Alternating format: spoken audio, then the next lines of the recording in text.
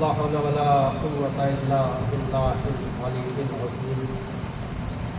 أعوذ بالله من الشيطان اللعين الرجيم. بسم الله الرحمن الرحيم. الحمد لله رب العالمين والصلاة والسلام على أشرف الأنبياء والمرسلين وخاتم النبيين سيدنا ونبينا وشفيعنا إن شاء الله مولانا أبي القاسم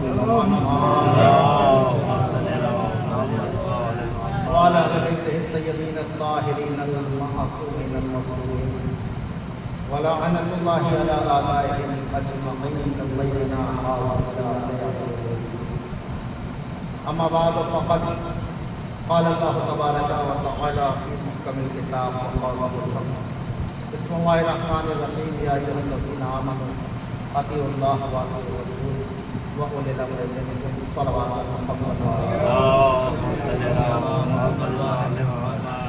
عزیزان اسلام، میرا محترم معزز اور گراں قدر سامعین ذوی الاحترام، اللہ کے عالم نے مخلوقات کو پیدا کرنے کے بعد چند حصوں میں تقسیم کر دیا، اور جو مخلوقات کا بٹوارا ہوا تو ہمیں سب سے افضل اور سب سے اعلیٰ رکھا گیا اور فرمایا احسن تقدیر، تمہیں سب سے خوبصورت سب سے اعلیٰ درجے میں بنایا گیا. لیکن اب یہ ہماری ستم ظریفی اکڑنے کی عادت، بددیانتی کی کہ خالق کو خود کہنا پڑا والعصر ان الانسان لفی خسر، کہ بنایا تو میں نے تجھے سب سے اچھا ہے، لیکن جو اپنی حرکتوں کی وجہ سے، اپنی عادتوں کی وجہ سے گھاٹا اٹھانے والے لوگ ہوتے ہیں. یہ عزیزو ہمارا معیار ہے. اس لیے کہ جب ہمیں ملے تو شکر کرنا چاہیے، جب کچھ روک لیا جائے تو صبر سے کام لینا چاہیے. اور اگر ہم یہ طریقہ اپنی زندگی کا بنا لیں تو پھر شاید ہماری زندگی جو ہے وہ خوبصورت ترین ہو جائے. معصوم سے پوچھا گیا تھا زندگی کب خوبصورت ہو جائے گی، تو مولا نے یہی فرمایا تھا جب بادشاہ عدالت سے کام لینے لگے اور سخی وخالت نہ دکھائے اور فقیر صبر کرنے لگے تو یہ دنیا کا نظام سدھر جائے گا. لیکن جب تینوں اپنی اپنی جگہ پہ رہیں گے اور اپنے اپنے فرائض کو انجام نہ دیں گے تو یقیناً جو ہے پھر وہ جو نظام قدرت نے بنایا ہے ہمارے لیے، اس میں جو ہے کہیں نہ کہیں سے ہمارے لیے مشکلات پیدا ہو جائیں گی. اس لیے کہ اگر بادشاہ عادل نہ رہے گا تو پھر لوگوں کا بھروسہ اٹھتا چلا جائے گا. اس لیے کہ عدالت ہی وہ شے ہے کہ جس کے اوپر کائنات کی بنیاد ٹکی ہوئی ہے. اگر بادشاہ عادل نہ ہو تو پھر رعایا میں کلفشار ہو جاتا ہے. اگر توحید عدالت سے کام نہ لے تو پھر اسلام خطرے میں پڑ جاتا ہے. اور محمد جو دین لے کے آئے تھے، اسی لیے اس میں عدالت اور امامت کا وہ پہلو رکھا گیا تھا کہ جس کو انسان اگر مان لیتا تو آج امت مسلمہ 73 حصوں میں نہ بڑھتی. یہ بڑی اس لیے کہ توحید سے عدالت کو خارج کر دیا، امامت سے نبوت کو، نبوت سے امامت کو الگ کر دیا گیا. لہٰذا جب نبوت تنہا رہ گئی اور توحید بغیر عدالت کے رہ گئی تو پھر اسلام کا جو خاکہ تھا وہ دیکھنے میں تو اسلام رہ گیا لیکن اس کا وجود نہ بچتا ہوا نظر آیا. لہٰذا نتیجہ یہ ہوا کہ جب نہ بچتا ہوا نظر آیا تو جو چاہا، جس نے چاہا، جیسے چاہا اسلام کو اپنے مطلب کے لیے استعمال کیا، اپنے مفہوم کے لیے استعمال کیا. قرآن کو بھی لے لیا کہ یہ ہمارے لیے کافی ہو جائے گا. کیوں؟ اس لیے کہ پتہ تھا ایک ایک لفظ کے اتنے مطلب ہے، کوئی نہ کوئی تو ہمارے معنی میں فٹ ہی ہو جائے گا. لہٰذا جب عدالت ختم ہو گئی تو نہ پھر کتاب کافی ہو پائی، نہ نبوت کافی ہو پائی، نہ قیامت ان کو جو ہے بچا پائی. لہٰذا नतीजा ये हुआ कि इस्लाम जो है वो दर दर की ठोकरें खाने पे मजबूर हो गया। इस्लाम तो वही रहा लेकिन मुसलमान ठोकरें खाने पे मजबूर हो गया। और आज इसकी कंडीशन ये बन गई है कि जहाँ अगर खड़ा होता है तो लोग जो है शक की निगाह से देखते हुए नजर आते हैं। क्यों? इसलिए कि जिसके आगे सच उठाना चाहिए था उसके दर को छोड़ दिया और ऐसों को मान लिया कि जिनका किरदार ही ऐसा था कि न इस्लाम को मानना है, न तौहीद को मानना है, न नबूवत को मानना है। एक सलवात पर मोहम्मद ये वो अलमिया है कि जिसकी वजह से हमारे सामने ये सारे मंजर पेश आते हैं, सारे मसले हमारे सामने आए। इसलिए कि जब अदालत को निकाल दिया गया तो फिर इंसान का क्या बचता है? अमल करे न करे, माने न माने, जब भरोसा ही नहीं है कि किसी चीज़ का इंसाफ से काम लिया जाएगा तो फिर इस्लाम का भी कोई मतलब नहीं बचा। और मासूम यही कह रहे हैं, तौहीद तो दूर की बात, अगर बादशाह ना आदिल हो, हमारा अली को मानने का यही तो फ़ायदा है कि जब हमने अहले बैत के दर पे सर झुका दिया तो हमारा मेयार बड़ा बुलंद हो गया, हमारे यहाँ का तरीका बड़ा आगे हो गया। इसलिए कि हमारा मेयार इतना बुलंद हो गया, तौहीद की अदालत तो छोड़ दो, बादशाह की अदालत तो छोड़ दो, हम 2 वक्त का अगर मेश नमाज भी मुकर्रर करते हैं तो पहली शर्त है कि आदिल होना चाहिए। इसलिए कि अगर आदिल ना होगा तो फिर कोई भरोसा नहीं किया जा सकता। लिहाजा अदालत को हमारे यहाँ ये मेयार करार दिया गया। और अगर अदालत नहीं है तो कोई मामला नहीं बनता।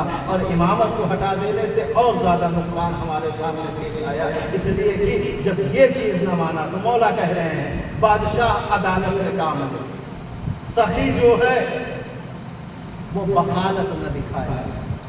इसलिए कि ये बात आसानी से इंसान कह देता है कि अब सब्र नहीं रहे, लेकिन सब्र का मरहला बाद में आता है। पहले जिसे अल्लाह ने साहिब इस्तिताअत बनाया है, अगर वो अपने फर्ज को पूरा कर रहा होता तो फिर यहाँ पे सब्र का मसला खुद ब खुद आसान हो जाता। लेकिन उसने क्या किया? उसने जो है सखावत को बखालत में बदल दिया और इल्ज़ाम जो है वो निचले तबके पे डाल दिया कि यही नहीं काबिल रहा। वो काबिल किस बेस पे रहता? इसलिए कि अल्लाह ने जिसे तुम्हारे सुपुर्द किया था, तुमने जब उसको तनहा छोड़ दिया तो जाहिर सी बात है वो कहीं ना कहीं से अपना रास्ता अपनाएगा ही। और जब रास्ता अपनाएगा तो फिर तुम अपनी गलती को छुपाने के लिए सारा उसके ऊपर डाल दोगे। फिर मासूम ने फरमाया कि जिसे अल्लाह ने सबसे नीचे रखा है, जिसे फक्र फाका का मामला है, उसके लिए लाजिम है कि वो सब्र से काम ले। इसलिए कि ये वो मंजिल होती है कि जहाँ पे इंसान ईमान का भी सौदा कर बैठता है, जहाँ इंसान मजहब का भी सौदा कर बैठता है। और अगर ये ना होता तो मासूम कभी न बढ़ के कहते अल फक्र मौतुल अकबर। एक सलवात कर मोहम्मद।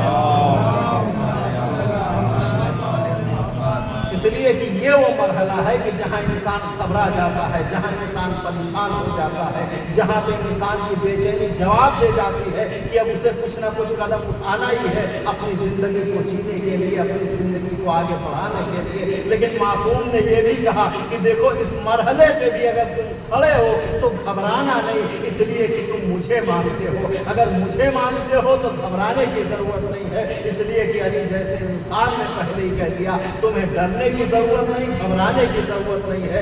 ना कोई तुमसे तुम्हारा रिस्क छीन सकता है, ना तुम्हारी मौत को कोई बुला सकता है। जब मौत नहीं आनी है, रिस्क कोई छीन नहीं सकता, तो फिर घबराने की ज़रूरत नहीं है। ये घबराता क्यों है?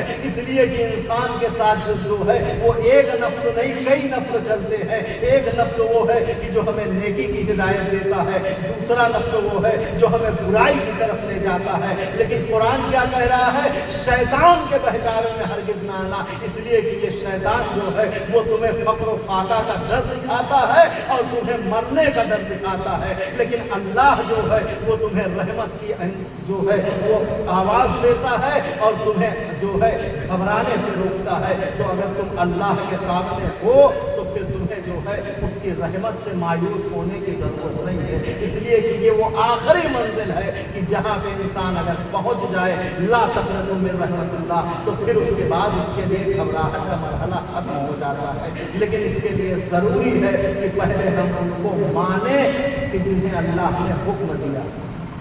लेकिन हमने क्या किया? अल्लाह मियाँ को पकड़ के बैठ गए کہ اب ماننا ہے تو اللہ سے مانگ لیں گے، سر جھکانا ہے تو اس کے آگے جھکائیں گے، غیر اللہ کے آگے سر جھکانے سے کیا ہونے والا۔ تو عزیزو، یہ جو سوچ چلی ہے یہ انسانی سوچ نہیں ہے، یہ شیطانی سوچ کا نام ہے۔ اس لیے کہ اسی نے سب سے پہلے کہا تھا کہ میں جو ہے آدم کے آگے سر نہیں جھکاؤں گا، اس لیے کہ میں تو اس سے افضل ہوں۔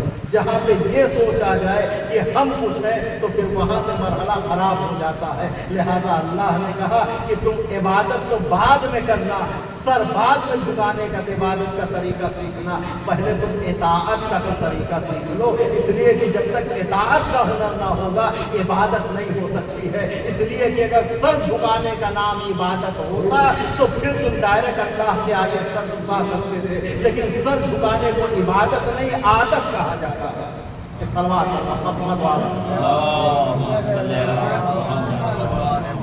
سر جھکانے کو عبادت نہیں عادت کہا جاتا ہے، عبادت دل کے جھکنے کا نام ہے۔ اس لیے اللہ نے کہا پہلے اطاعت کا ہنر سیکھ لو۔ اگر اطاعت کا ہنر سیکھ لو گے تو پھر تمہیں بلندی ملتی چلی آئے گی، اور اطاعت اگر دنیا کی کرو گے تو تمہیں ذلت نصیب ہوگی۔ اطاعت اس کی کرنا ہے کہ جس سے میں نے مظہر العجائب بنایا ہے، جس کے مجھے پہچان کا ذریعہ بنایا ہے، کہ جس کو میں نے ید اللہ بنایا ہے۔ جب تمہیں اس کی اطاعت کا ہنر آ جائے گا تو یہ تمہیں سکھائیں گے کہ عبادت کا مفہوم کیا ہے، سر کیسے جھکایا جاتا ہے۔ اس لیے کہ اگر یہ نہ ہوتے بیچ میں تو پھر کون پہچانتا۔ ذکر تو سبھی کر رہے ہیں، سر تو سبھی جھکا رہے ہیں، عبادت تو ہر جگہ ہو رہی تھی، ادھر بھی حافظ قرآن ادھر بھی حافظ قرآن، عبادت ادھر بھی تھی عبادت ادھر بھی تھی، تو فرق کون بتا رہا تھا؟ کا فرق یہی تھا کہ ایک طرف اطاعت کے ساتھ عبادت تھی، دوسری طرف صرف اور صرف عبادت تھی۔ اس لیے کہ عبادت جو ہے وہ اللہ کے آگے سر جھکانے کا نام نہیں ہے۔ اہل بیت کے آگے جو ہے ان کے سامنے اپنے سر تسلیم کو خم کر کے ان کی اطاعت کو کر کے جو سر جھکایا جائے وہ عبادت بن جاتی ہے۔ یہی تو ہوا نماز ظہر پہلی جب قائم ہوئی، یہ وہ نماز تھی کہ جسے اللہ نے قبلہ اول سے موڑ کے مسلمانوں کو وہاں بھیج دیا کہ جسے خانہ کعبہ کہا جاتا ہے۔ ابھی تک جو نماز ہو رہی تھی وہ قبلہ اول کی طرف ہو رہی تھی، لیکن نبی کو حکم ہوا، حالت رکوع میں حکم ہوا، اے میرے حبیب آج سے آپ اپنا رخ اسی وقت سے جو ہے وہ قبلہ خانہ کعبہ کی طرف موڑ دیجئے۔ روایت کہتی ہے جیسے ہی نبی نے منہ موڑا، روایت کہتی ہے کہ صرف ایک علی کی ذات تھی کہ جس نے نبی کے ساتھ جو ہے وہ خانہ کعبہ کی طرف رخ کیا تھا۔ باقی تو سب سوچ رہے تھے کہ کہیں معاذ اللہ نبی بھول تو نہیں گئے ہیں، نبی کو سہو تو نہیں ہو گیا ہے۔ ہم نے پوچھا یہ کیا مرحلہ ہے؟ تو فرمایا ہم اسی غلط فہمی میں تھے کہ معاذ اللہ کہیں نبی کو سہو تو نہیں ہے، ابھی تھوڑی دیر بعد آ جائیں گے۔ لیکن جب علی سے ہم نے پوچھا آپ کو کیا ہو گیا تھا، تو علی نے فرمایا کیسی نماز کیسی عبادت، میری نماز تو رسول کی اطاعت کا نام ہے، جدھر رسول مڑ رہے تھے ادھر میں مڑتا چلا گیا۔ ایک سلوات تو عزیزو جو اطاعت کا مرحلہ ہے وہ معصوم نے ہمیں سمجھایا کہ دیکھو اطاعت کس طریقے سے کی جاتی ہے، کہ جہاں پہ اطاعت ہوگی، جب تمہیں سر جھکانے کا ہنر آ جائے گا، جب تمہارے اندر جو ہے اس چیز کا جذبہ ہو جائے گا تو تمہیں اللہ خود بخود نظر آ جائے گا، تمہیں مل جائے گا۔ لیکن اگر تم اکڑے رہو گے تو پھر سمجھ لو کہ کچھ نہیں ہو سکتا ہے۔ اس لیے کہ ہم توحید کے بیس کو کیا جانیں، ہم کسی چیز کو کیا جانیں، اس لیے کہ صرف زبان سے پڑھ لینے سے کوئی چیز وہ تھوڑی نہ جاتی ہے۔ اگر زبان سے کہہ دینے سے ہو جاتا تو پھر سورہ منافقون کو نازل ہونے کی ضرورت نہ پڑتی۔ اس لیے کہ وہ تو آگے کہہ ہی رہے تھے کہ ہم اسلام لے کے آئے ہیں، ہم مسلمان ہو گئے ہیں، لیکن اللہ کو فوراً کہنا پڑا میرے حبیب یہ ابھی اسلام نہیں لے کے آئے ہیں۔ آپ کے پاس آتے ہیں تو کہتے ہیں اسلام لے کے آئے، جب اپنے رہبر کے پاس جاتے ہیں کہ جہاں سے ان کا وجود آیا ہے، کہ جہاں سے ان کی زندگیاں شروع ہوئی ہیں، کہ جس کے دسترخوان کی نچلی ہوئی ہڈیوں کو نچوڑ کے یہ پلے ہیں، تو وہاں جا کے کہتے ہیں کہ ہم تو راز لینے گئے تھے، معاذ اللہ جو ہے ہم تو بیوقوف بنا رہے تھے، لیکن یہ میرے حبیب یہ خود بیوقوف ہے، یہ آپ کا کچھ نہیں بگاڑ سکتے، لہٰذا یہ آپ کا معاملہ ہے۔ और कुरान ने तो इतना लफ्ज़ रख दिया कि कहीं पे किसी को मुंह लगाने की भी ज़रूरत नहीं समझी। पहली जो शर्त रख दी, का मुसलमान होने से काम नहीं चलेगा। या अय्युहल्लज़ीना आमनू, पहले तुम्हें ईमान लेके आना पड़ेगा। यानी इस्लाम की यूनिवर्सिटी में जो दाखिले की पहली शर्त है वो विलायत अमीरुल मोमिनीन अली इब्न अबी तालिब।